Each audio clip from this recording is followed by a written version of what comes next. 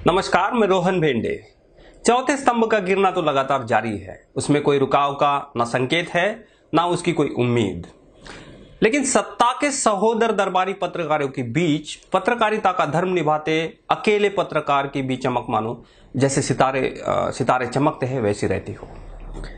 और इसका अनुमान इस बात से लगाया जा सकता है कि सत्ता कैसे पत्रकार की कलम को दबाने का प्रयास करती है। और यह भी एक महज इत्तेफाक ही है जिस दिन इंदिरा गांधी के आपातकाल की बरसी देश का सत्ताधारी पक्ष मना रहा था, उसी समय चौथे स्तंभ का गला घोटने का भी प्रयास वही कर रहा था। पीटीआई न्यूज एजेंसी को बीते दिनों सरकारी प्रसारण विभाग प्रसार भारती एयर जो है उन्होंने उनसे रिश्ते खत्म करने के संकेत दे दिए। उसी के साथ उन्होंने उनको देशद्रोही का सर्टिफिकेट भी दे दिया। दरअसल वाकया क्या है? वाकया यूं हुआ कि पीटीआई ने पिछले हफ्ते भारत में स्थित चीनी जो राजनयिक है उनका साक्षात्कार किया और जो चीन सीमा विवाद चल रहा है उस पर उनका पक्ष भारत के सामने रखा।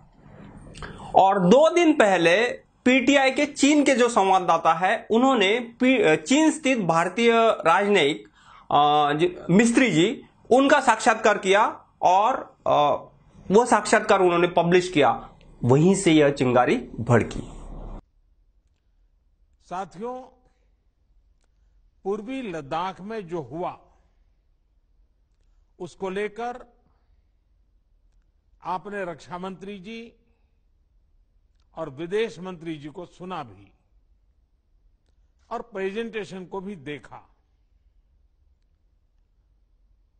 न वहां कोई हमारी सीमा में घुस आया है,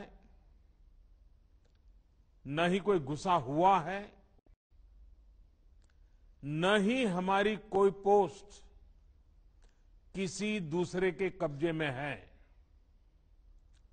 लद्दाख में हमारे 20 जाबाज शहीद हुए, लेकिन जिन्होंने भारत माता की तरफ आंख उठाकर देखा था उन्हें वो सबक सिखा कर गए। प्रधानमंत्री मोदी जी का यह बयान और भारतीय राजनयिक मिस्री का चीन भारत रिश्ते बेहतर होने हेतु भारतीय सीमा में चीन की जो घुसपैठ है उसको खत्म करने और पीछे हटने का चीन को सबसे पहले प्रयास करना होगा, यह बयान एकदम विरोधी पाए गए। अब या तो माननीय मोदी जी झूठ बोल रहे हैं या भारतीय राजनयिक मिस्री। और मजे की बात यह है कि प्रसार भारती ने जो पीटीआई को देशद्रोही करार दे दिया, उसी पीटीआई की जो खबर है, जो पीटीआई ने मिस्री जी का साक्षात्कार किया, उसका ना भारत सरकार ने ना भारत सरकार के विदेश मंत्रालय ने अभी तक खंडन किया है। मतलब राजनयिक मिस्री जो कह रहे हैं उसमें कुछ ना कुछ तो तथ्य है। और इस घटना में सबसे इंपॉर्टेंट और एक संयोग है। इसी प्रसार भारती ने यह आदेश एक बार और दिया था, और वो पता है कब दिया था? वह दिया था 1974 में आपातकाल के दौरान। अब आप इस बात को इशारे में ही समझ ले तो बेहतर है कि मैं क्या कहना चाह रहा हूं। इस हफ्ते चैनलों का जो प्राइम टाइम है वो धुआं जल उठा। राहुल गांधी का मोदी सरकार पर बढ़ता सवालों का घेरा देख हेडलाइन मैनेजमेंट का एक बहुत शानदार प्रयास भारतीय जनता पार्टी ने इस हफ्ते किया और गोदी मीडिया ने उसको अच्छे से चलाया। राजीव गांधी फाउंडेशन को चीन से पैसा मिला। सोनिया गांधी एंटोनिया माइनो को पूछो कि चीन से पैसे क्यों ले? ये करने की क्या जरूरत थी? राजीव गांधी फाउंडेशन के पास क्या पैसे की कमी होती है इस देश में? किसने पैसे लिए चीन की एम्बेसी से? आज बहुत बड़ा खुलासा आर पार के अंदर। वाकई आपके होश बात हो जाएंगे। जो न्यूज इस समय आ रही है, जो बड़ी खबरें इस समय आ रही है, चीन पर सरकार वर्सेस परिवार हो गया। वाकई मोदी सरकार बनाम गांधी परिवार। तो चीन पर चल रही सियासी लड़ाई अब सियाचिन पर भी आ गई है। क्या सियाचिन सरेंडर करने वाला था एक परिवार? ये बहुत बड़ा सवाल हम लोग आज उठाने जा रहे हैं। क्या वाड्रा परिवार को किसी और सबूत की जरूरत है? बताइए सोनिया गांधी, एंटोनिया माइनो और राहुल बाबा। सवाल इसलिए जरूरी है क्योंकि मनमोहन सिंह जी ने भी प्रधानमंत्री को नसीहत दी है, लेकिन क्या खुद मनमोहन सिंह साहब ने उस नसीहत पर अपने कार्यकाल के दौरान अमल किया था? ताल ठोक कर कह रहा हूं कि आज चीन के चमचों की चालबाजी बर्बाद होने वाली है। आज सबूत गैंग के गाल पर तमाचा पड़ने वाला है। चलिए विवेक जी, चलते हैं चाइना की सरकार बदलने, चले क्या? हाँ, आप यह कह सकते हैं कि राजीव गांधी फाउंडेशन ने चीन से जो मदद ली उस पर सवाल उठाना वाजिब कैसे नहीं है। यह बिल्कुल ठीक है, लेकिन उसका जो समय संयोजन है यह बता रहा है कि यह सिर्फ एक गंभीर विषय से सामान्य जनता का ध्यान भटकाने मात्र की कोशिश है। इसमें कोई दो राय दिख ही नहीं रही है, क्योंकि मोदी सरकार पिछले 6 सालों से सत्ता में है और अगर यह प्रयास, यह जो कांग्रेस को आई हुई डोनेशंस जो है, यह अगर गैर कानूनी है तो सरकार कभी भी कार्रवाई कर सकती है।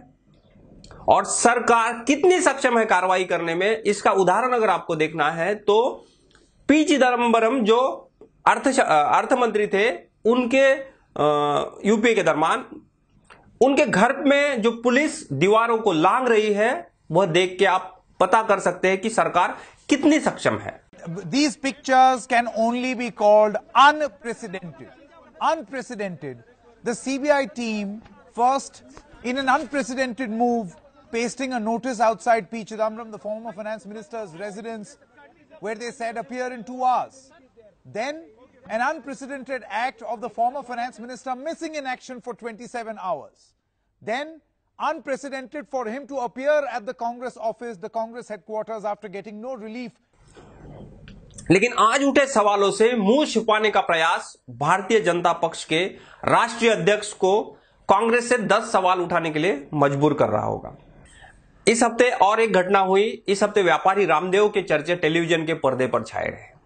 व्यापारी रामदेव ने इस हफ्ते पूरे दुनिया को मूर्ख समझ कोरोना को ठीक करने की दवा लॉन्च कर दी। हमारे साथ है बाबा रामदेव। बाबा रामदेव अब से कुछ देर पहले उन्होंने विश्व में पहली बार ऐसा हुआ है कि वो कह रहे हैं कि कोरोना का लाइलाज, जो एक बीमारी थी, ये कोरोना लाइलाज पैंडेमिक है पूरे विश्व भर में, हिंदुस्तान में आयुर्वेदिक दवाई सर्टिफाइड बना ली है। बाबा रामदेव हमारे साथ है, हम देख सकते हैं। बाबा, आप इस समय अपने लैब में खड़े हैं, आपके आगे पीछे पूरा आपका स्टाफ है, ये लैब कोट पहना हुआ। तो ये दवाई जिसका नाम आपने कोरोनिल रखा है, अगर मैं ठीक कह रहा हूँ, कोरोनिल।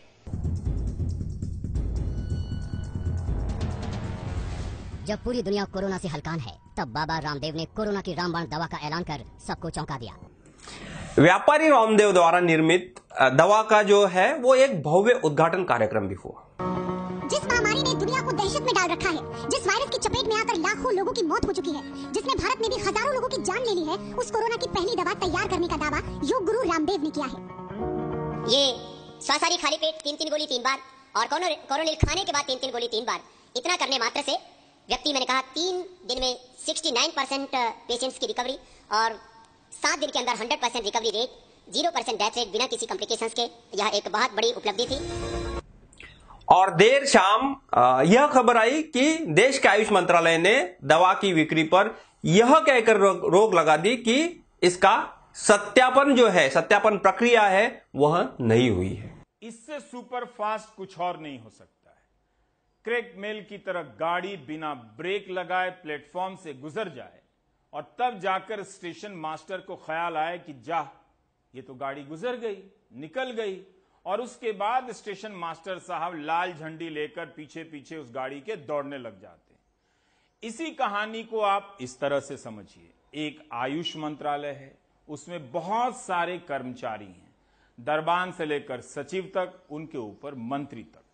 इतने लोगों के होने के बावजूद इन्हें पता नहीं चला कि बाबा रामदेव ने कोविड-19 की एक दवा बना ली है और लॉन्च कर दी है।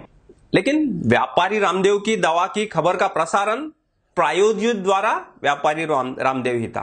तो आप समझ जाइए, उनकी ही खबर, विज्ञापन दाता भी वही।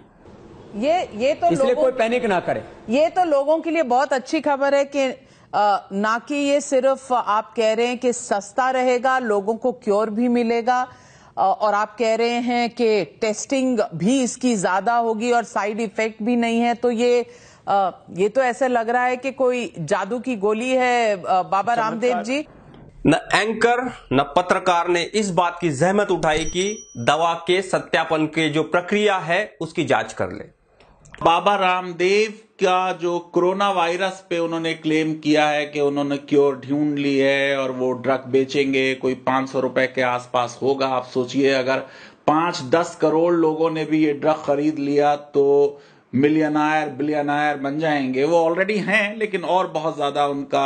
आयुष मंत्रालय से बात करें, मिनिस्टर से बात करें, हिमाचल प्रदेश जहां से उस दवा को परमिशन का दावा किया जा रहा था, उस सरकार से बात की, किसी पत्रकार ने या फिर किसी एंकर ने इसकी जहमत ही नहीं उठाई। उन्होंने सिर्फ विज्ञापन चलाया और खबर भी चलाई। ये जो लॉ है इसमें एप्लीकेबल, ये है the drugs and magic remedies objectionable advertisement act 1954। अक्सर आप ट्रेन से बस से चलते होते हैं, दीवारों पे लिखा होता है निसंतान लोग संतान पाएं, पुत्र की प्राप्ति पाएं और अपना जो सेक्सुअल डिजीजेस का इलाज। ये सारी हमारे देश की प्रॉब्लम है। इसीलिए इस लॉ में मैजिक रेमेडी को डिफाइन किया गया कि कोई भी मंत्र है, कवच है, कोई भी मेडिसिन है जो मिरेकुलस पावर बताती है कि इससे हम डायग्नोस कर देंगे, क्योर कर देंगे, मिटिगेट कर देंगे, प्रिवेंट कर देंगे कोई भी ह्यूमन और एनिमल डिजीज, इसको लॉ ने प्रोहिबिट किया। विज्ञापन वाले खबरों की यही कहानी होती है। यह बात आप पर निर्भर है कि आप क्या देखना पसंद करते हैं, झूठी खबरें या सत्यापित तथ्य। मेरा यह शो आपको अगर पसंद आता है तो आप चैनल को सब्सक्राइब कीजिए, बेल आइकन को दबाइए और हमसे जुड़े रहिए। अगले हफ्ते फिर मिलते हैं, तब तक के लिए नमस्कार। Subscribe now and press the bell icon. Never miss an update.